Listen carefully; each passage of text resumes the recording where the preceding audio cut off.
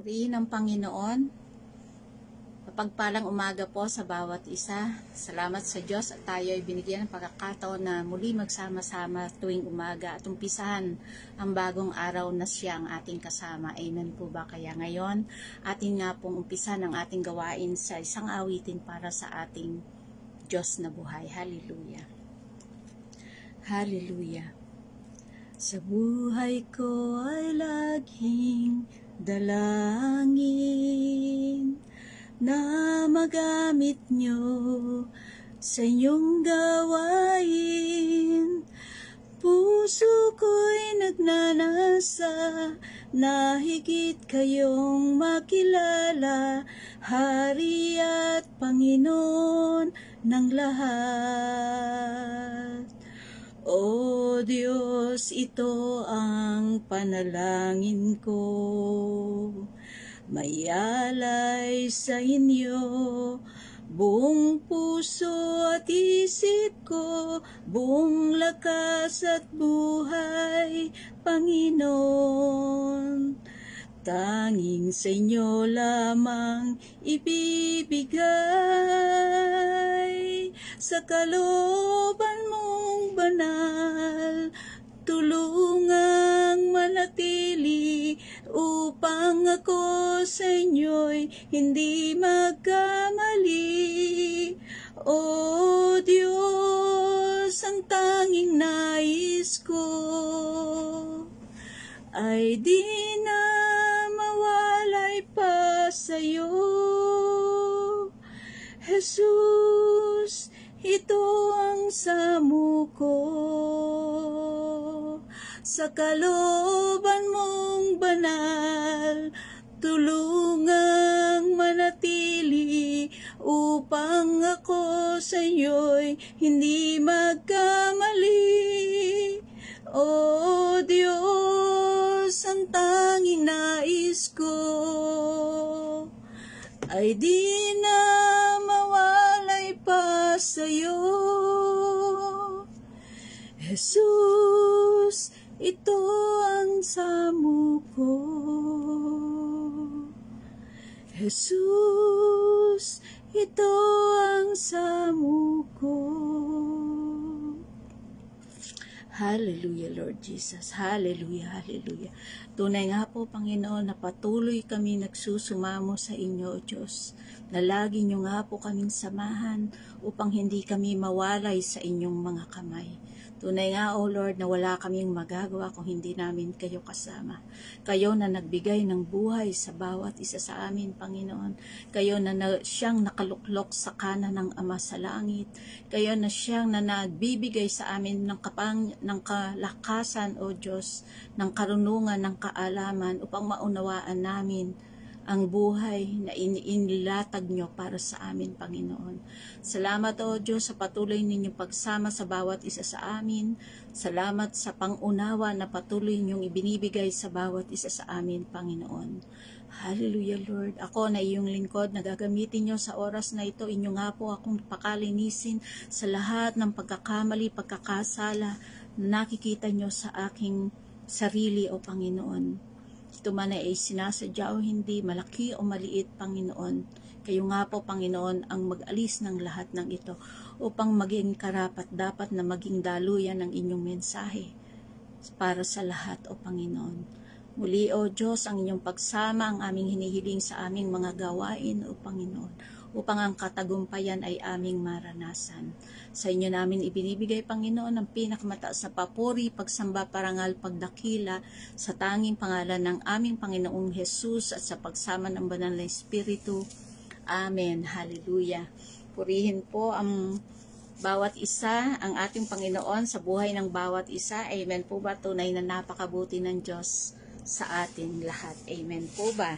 Kaya ang ating pong pag-aaralan po sa oras na ito ay mula sa aklat ng mga taga-Epeso, talatang 1, kabanatang 18 hanggang 20. Sa aklat ng Epeso, kabanatang 1, talatang 18 hanggang 20. Ang sabi po dito, naway liwanagan ng Diyos ang inyong mga isip upang malaman ninyo ang ating inaasahan sa kanyang pagkatawag sa atin. Ito'y ang kaluwalhatiang inilaan niya sa mga hinirang at ang walang hanggang kapangyarihan niya sa atin na mga nananalig sa Kanya. Ang kapangyarihan ding ito ang muling bumuhay kay Kristo at nagluklok sa Kanya sa kalangitan sa kanan ng Diyos. Purihin ang pagbasa ng salita ng Diyos. Amen po ba? Hallelujah. Napakabuti ng ating Panginoon dahil sa kabila ng ating mga kahinaan bilang tayo ay nasa laman pa, patuloy siyang nagbibigay sa atin ng patnubay na tayo ay may inaasahan sa kanyang pagkatawag sa atin. Ano-ano po ba ang sinabi dito na sa ating inaasahan nang tayo ay tawagin ng ating Panginoon? Ang sabi dito, ito ang kaluwalhatiang inilaan niya sa kanyang mga hinirang. Kaluwalhatiang inilaan niya sa kanyang mga hinirang. At ang pangalawa, ang walang hanggang kapangyarihan niya sa atin na nananalig sa Kanya. Amen. Napakabuti ng ating Diyos dahil sa lagi niyang pinapakita niya sa atin na hindi nawawala ng saysay ang ating paghihirap sa paglilingkod sa Kanya. Amen po ba? Lahat ng ating ginagawa ay may kabuluhan sa paningin ng ating Panginoon. Sabi dito, ano ang dapat nating asahan sa mga sa pagkatawag niya sa atin? Una, ang kaluwalhatiang inalaan niya sa mga hinirang. Ano po ba yung sinasabi na kaluwalhatian na inilalaan niya sa mga hinirang niya na katulad natin na patuloy na naglilingkod sa Panginoon sa kabila ng mga maraming pagsubok at pahadlang na nagaganap sa ating buhay? Ang makatanggap ng higit na karunungan, kapahayagan at kaalaman ukol sa layunin ng Diyos sa pagtubos para sa kasalukuyan at sa hinaharap. Matatanggap natin ang pagkilos ng banal na Espiritu sa ating buhay upang higit nating maunawaan ang karunungan at kapahayagan at kaalaman na patuloy niyang ibinubuhos sa bawat isa sa atin. Bilang tayo ay naandito pa sa mundong ito at alam natin yung ating mga limitasyon bilang tao. Alam natin yung limitasyon natin na ang ating kaalaman. Hindi tayo katulad ng Diyos na talagang infinite yung kanyang kaalaman, ang kanyang kapahayagan at karunungan. Amen po ba? Alam natin na kung hanggang saan lang tayo ang pagkakaunawa natin. Hindi sapat na tayo ay may pag-aaral o ang ating edukasyon, ang ating posisyon, kung ano man ang posisyon natin sa ating buhay, kung tayo nagtatrabaho. Hindi iyon ang kailangan para tayo ay makaranas ng higit na karunungan at kapahayagan na nanggagaling sa ating Diyos. Ang kinakailangan ay ang samahan tayo ng banal na Espiritu upang mahigitan pa natin kung ano yung meron tayo. Amen po ba? Sabi nga sa aklat ng Roma 8:23, B, ang pagpapahayag na tayo ay anak ng Diyos at ang pagpapalaya sa ating katawan. Ito yung kaluwalhatian na ating aasahan, na ating inaasahan pagdating ng panahon, na tayo ay ipapahayag ng Diyos na tayo ay anak ng Diyos. Amen po ba? Na hindi tayo pangkaraniwang mamamayan lamang ng mundong ito, kundi tayo ay mamamayan ng langit. Amen po ba? Ang kaluwalhatiang iyon ang ating dapat asahan bilang tayo ay naglilingkod sa Kanya. Amen po ba? Kaya't napakabuti ng ating Diyos. At ang pangalawa na sinasabi niya ay ang maranasan natin ang walang hanggang kapangyarihan niya sa atin na nananalig sa Kanya. Ang kapangyarihan ding ito ang muling bumuhay kay Kristo at ang nagluklok sa Kanya sa kalangitan sa kanan ng Diyos. Amen po ba? Ano ang kapangyarihan na tinutukoy dito? Ang pagkilos ng banal na Espiritu sa ating buhay. Ang pagkilos ng banal na Espiritu ang siyang makikita sa atin ang paghahayag at ang kalakasan ng Espiritu Santo na kumikilos sa mga tapat na mananampalataya. Ito rin ang kapangyarihan at Espiritu na muling bumuhay sa ating Panginoong Hesus at nagluklok sa Kanya sa kanan ng Diyos. Amen po ba? Sabi nga sa aklat ng Unang Pedro 1:5, Sabi dito, sa pamamagitan ng ating pananampalataya, iingatan tayo ng kapangyarihan ng Diyos habang hinihintay natin ang kaligtasang nakahandang ihayag sa katapusan ng panahon. Amen po ba? Habang tayo ay nabubuhay sa mundong ito at tapat na kumikilos ayon sa kalooban ng ating Panginoon, na nakakaasa tayo na ang pagliligtas sa atin ay ating maaasahan, na hindi tayo pababayaan ng Diyos anuman yung ating maging buhay sa mundong ito. Amen po ba? Marami tayong mararanasang pagsubok, marami tayong mararanasang tukso sa sanlibutan ito. Ngunit kung ang banal na Espiritu ang siyang namumuhay sa atin, kung tayo ay puno at puspos ng banal na Espiritu, malalampasan natin ang lahat ng kasalanan na binibigay sa sanlibutan ito. Kaya bakit nga ba mahalaga na maunawan natin at maranasan ang kapangyarihan ng banal na Espiritu? Unang-una, upang ang mananampalataya ay lumago sa biyaya. Lumago sa biyaya, hindi material o financial, kundi sa Espiritu ng Diyos. Amen po ba? Lumago tayo at spiritually sa ating mga buhay. At ang ating paglago na ito ang magpapakita ng kaibahan ng anak ng Diyos sa ibang mga tao na namumuhay sa sanlibutan. Amen po ba? Pangalawa, upang matamo ang katagumpayan laban kay Satanas at sa kasalanan. Ang Kristiyano na namumuhay na kasama o puno ng banal na Espiritu ay pinapatnubayan at kumikilos sa udyok ng banal na Espiritu, hindi sa udyok ng kanyang sarili. Samantalang ang tao na hindi naniniwala sa Diyos ay namumuhay ng makasalanan at ang naghahari sa kanya ay ang pag-udyok ng Diablo. Amen po ba? At ang mga naghahari sa kanya ay ang tawag ng laman, hindi ang tawag ng Espiritu. Kaya upang matamo ang katagumpayan laban sa kasalanan, kinakailangan mapuno ang bawat isa ng banal na Espiritu. Pangatlo, upang maging mabisang saksi para kay Kristo. Tayo ay tinawag upang magpatotoos ng lahat ng mga ginawa ng Diyos, ng Panginoong Hesus sa ating buhay. Nag-umpisa tayo sa walang alam sa ating Panginoon. Ngunit dahil sa patuloy nating pakikipag-isa sa Panginoong Hesus, kumilos ang banal na Espiritu sa ating buhay at nakita natin yung pagbabago na ginawa niya sa ating buhay, sa lahat ng aspeto ng ating buhay. Ito ang magiging patotoo natin para ihayag natin ang pangalan ng Diyos at para mataas ang kanyang pangalan. Amen po ba? Sa ating buhay. Ihayag natin ang mga ginawa ng Panginoon sa ating buhay para maitaas ang kanyang kapangyarihan, para maitaas ang kanyang kaluwalhatian. Hindi tayo dahil wala tayong kakayanan para magawa ang lahat ng nangyayari sa ating buhay. Wala tayong control sa nangyayari sa ating buhay. Tanging ang Diyos lamang ang may control sa ating buhay. Pang-apat, upang makamit ang ganap na kaligtasan. Tayo ay nabubuhay sa mundong ito na hindi pa natin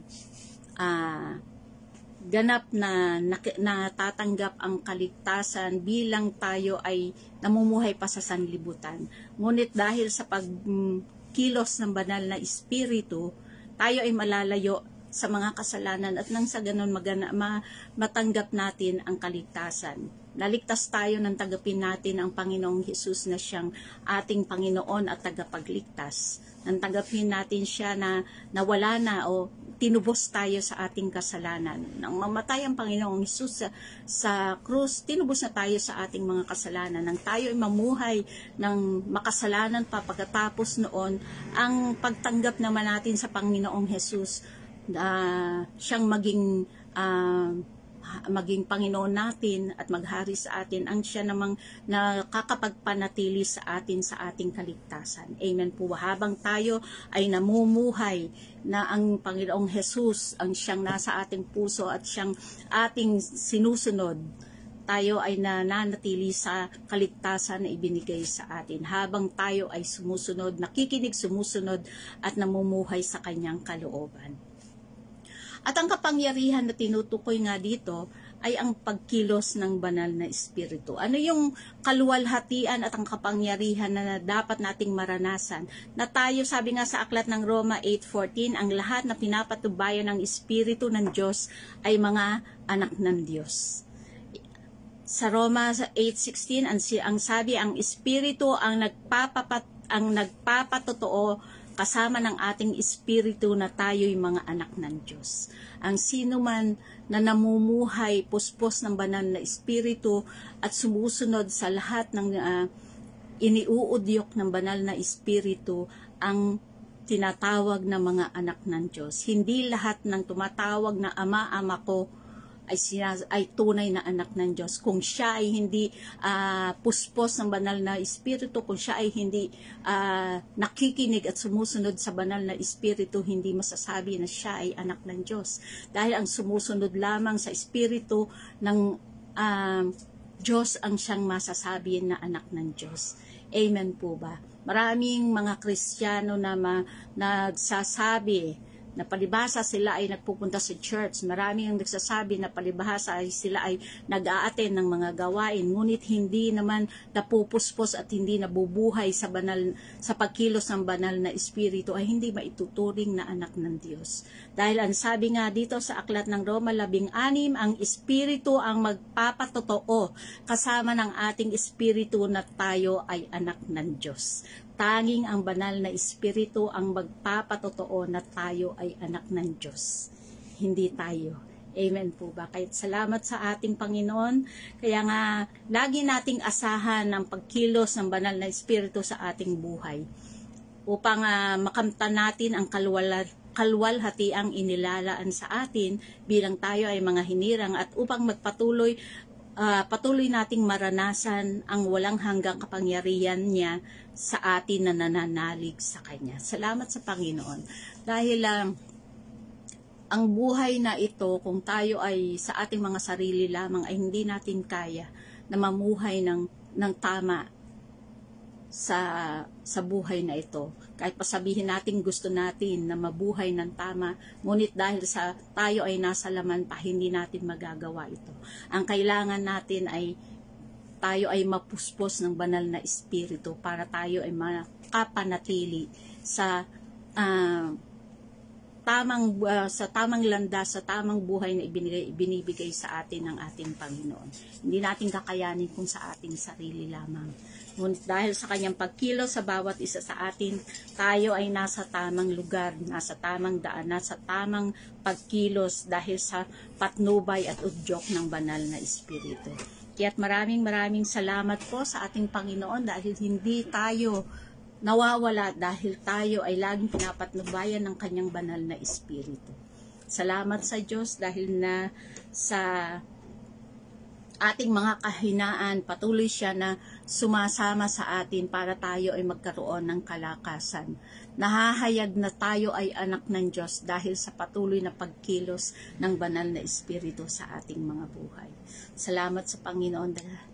Kaya sa oras na ito, tayo nga po ay manalangin. Ipanalangin natin ang bawat isa sa atin.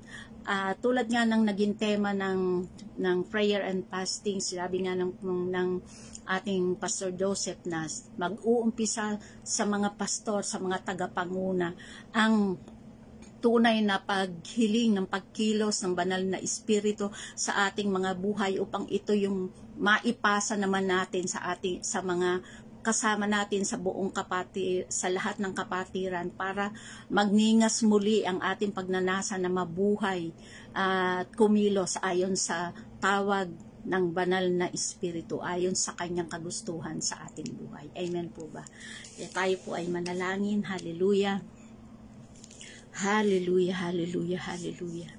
Hallelujah. Salamat o Panginoon sa iyong mensahe na ibinigay sa bawat isa sa amin. Tunay nga o Diyos, wala kaming magagawa kung sa aming mga sarili lamang kami aasa o Panginoon. Dahil sa inyo o Diyos, nagagawa namin ang lahat ng nais ninyo, yung layunin ninyo sa bawat isa sa amin. Nahahakbangan namin ang daan na siyang inihanda nyo para sa amin, Panginoon. Patuloy nyo nga pong pasaganahin ang pagbuhos ng inyong banal na Espiritu sa bawat isa sa amin, upang kami ay makapanatili, O Diyos, na kumikilos ayon sa inyong kagustuhan. Patuloy nyo nga pong palakasin, Panginoon, ang aming mga espiritu na siyang magpapatunay na kami ay nakikiisa sa Panginoong Hesus, sa kanyang mga aral, sa kanyang mga turo, O Diyos. Hayaan nyo nga po na patuloy naming marinig ang inyong tinig sa pamamagitan ng banal na Espiritu. Makilala namin ang banal na Espiritu, magkaroon kami ng tunay na relasyon sa Kanya, upang siya ang magmuna sa aming mga buhay, upang siya ang pumuno sa aming mga espiritu, na upang kayo, Panginoon, ang siyang masunod sa aming buhay.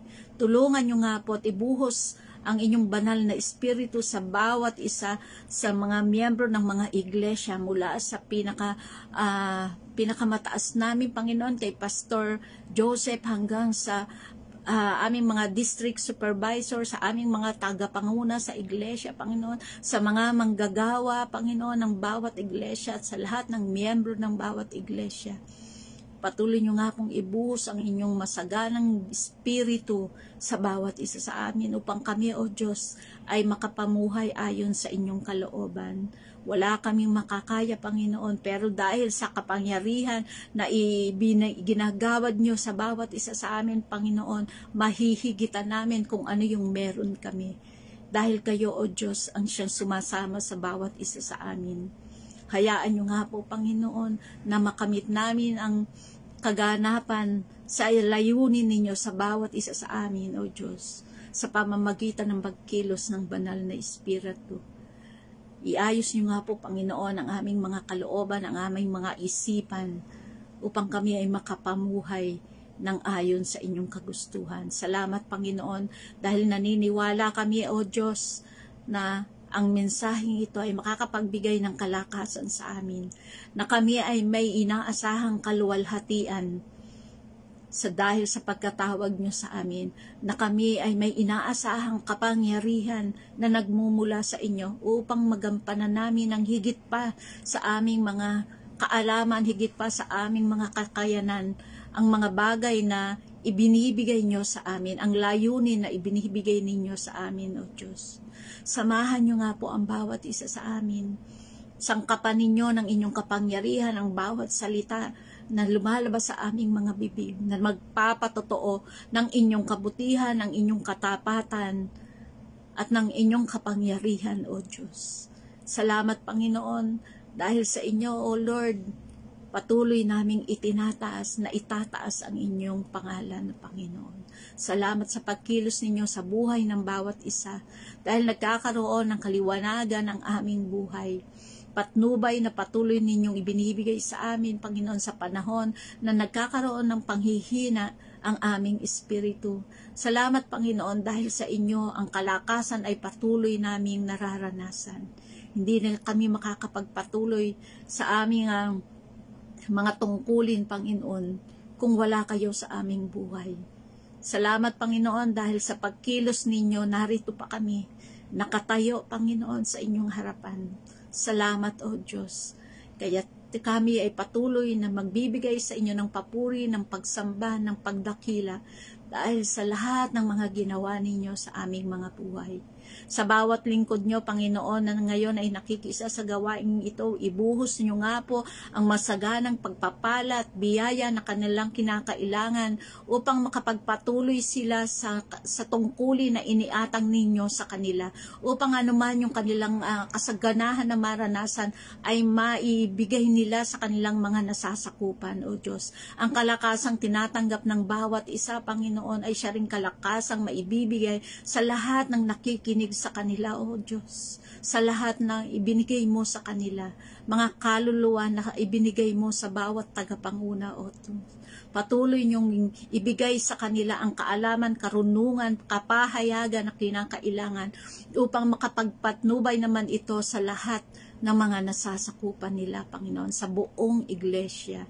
Salamat, Panginoon, sa buhay ng aming mga tagapanguna. Mula kay Pastor Joseph, Lord, maraming salamat sa patuloy niyang pagtayo bilang inyong lingkod. Salamat sa patuloy ninyong pagbibigay sa kanya ng mga kaalaman at karunungan na siya namang ibinibigay niya sa bawat kaluluwa na kanyang nakakaharap, Panginoon. Hayaan niyo nga po na maging masagana ang kalakasan sa kanya, physically and spiritually, emotionally, O Diyos. Sa lahat ng aspeto ng kanyang buhay, pasaganahin niyo nga po ang aming tagapanguna, O Lord. Sa lahat ng mga distrito, Panginoon, lahat na mula sa District 1 hanggang District 9, O Diyos, ang aming mga tagapanguna sa bawat distrito, patuloy niyong sangkapan ng kalakasan, ng kapangyarihan ang bawat isa sa kanila upang maibigay nila sa lahat ng kanilang nasasakupan ang kaalaman na kinakailangan upang makapagpatuloy ang bawat isa, O Diyos. Salamat, Panginoon, sa aming mga tagapanguna, sa aming mga local churches, O Diyos, sa kanilang pagbibigay ng panahon sa bawat isa sa amin. May kanya-kanya kami, Panginoon, ng mga alalahanin, mga pagsubok. Ngunit ang aming tagapanguna ay patuloy na nagpapatnubay sa amin sa kabila rin, Panginoon, ng pagsubok na kanilang pinagdadaanan personally, O Diyos.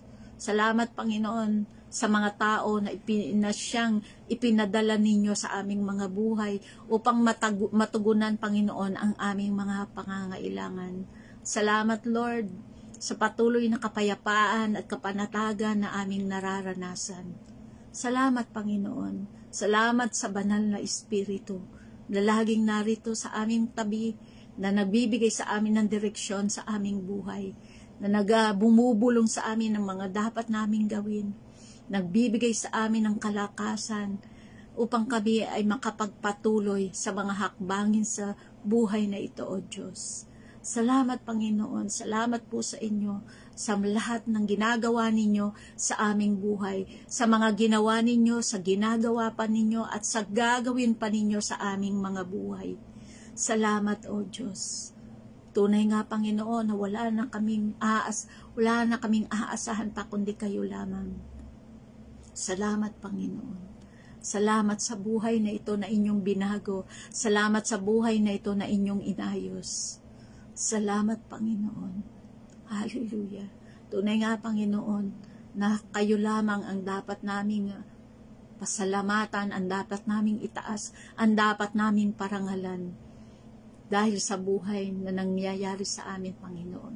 Hindi namin mararanasan ito kung hindi kayo ang aming kasama. Maraming salamat po, Panginoon. Muli, kayo nga po, o banal na Espiritu, ang siyang maghari sa aming mga puso. Kayo nga po, o banal na Espiritu, ang siyang pumatnubay sa bawat isa sa amin. Mula ngayong umaga hanggang sa mga susunod na mga gawain namin, Panginoon, samahan niyo nga po ang bawat isa at mararanasan namin ang katagumpayan sa lahat ng aming mga hakbangin sa buhay na ito. Salamat, Panginoon. Salamat, o banal na Espiritu. Salamat, O po, Ama, sa lahat ng pagkakataon na ibinibigay ninyo sa bawat isa sa amin. Tunay nga, O Diyos, wala na kaming hihilingin pa sa buhay na ito dahil kayo ang aming kasama. Salamat po, O Diyos. Hallelujah. Muli, Panginoon, sa inyo namin ibinibigay ang pinakamataas na papuri, pagsamba, parangal, pagdakila sa tanging pangalan ng aming Panginoong Hesus at sa pagsama ng banal na Espiritu. Amen. Hallelujah. Maraming salamat po sa bawat isa. Tunay nga na napakabuti ng Diyos sa ating mga buhay at magpatuloy po tayo sa paglilingkod sa ating Panginoon kasama ang banal na Espiritu. Salamat po. Pagpapala po sa lahat.